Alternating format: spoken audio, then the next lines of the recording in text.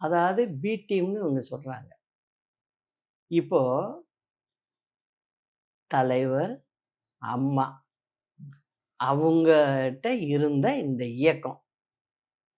இதுக்கு நான் தலைமையேத்து வந்தேன். என்ன வெளில தூக்கி போடுறீங்க. பேப்பர கசக்கி போடுற மாரி போடுறீங்க. சரி. இப்போ பொதுவா பேசுங்க. அதாவது இத செஞ்சது யாரு? இப்ப அந்த கட்சிக்கு தலைமைன்னு சொல்லிக்கிட்டு இருக்கிறவங்க தானே?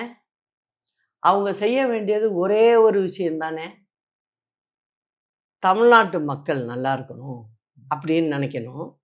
நம்ம இயக்கத்தை சேர்ந்தவங்க வெளியில கரவெட்டி கட்டிக்கிட்டு தலை நிமிர்ந்து போகணும் அப்படிங்கிறத ரெண்டையும் நினைச்சிருந்தால், நான் ஒன்றுபடுறதுக்கு தயாராக இருந்தும் ஏன் சேர்க்கல?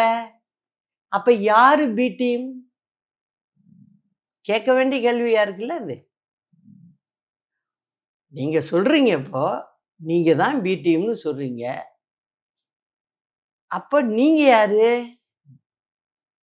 நீங்க செய்ய வேண்டியதை எல்லாரையும் ஒன்றிணைத்து கொண்டு போகிறதுக்கு நீங்க எந்தவித முயற்சியும் எடுக்கல. அதை பத்தி ஒருத்தங்க கேட்குறாங்க. 2வது கட்டத்துல சில பேர் கேட்குறாங்க. கேட்டோன்னே என்ன பண்றீங்க? அவங்களையும் தூக்கி வெளில போடுறீங்க.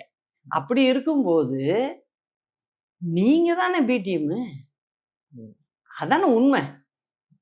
அதை புரிஞ்சுக்கிட்டு இன்னைக்கு தமிழகம் முழுவதும் இப்ப நாங்க எங்கெங்க நாங்க இருக்கோமோ அங்கெல்லாம் எல்லாம் இணைஞ்சு வேலை செய்யறாங்க.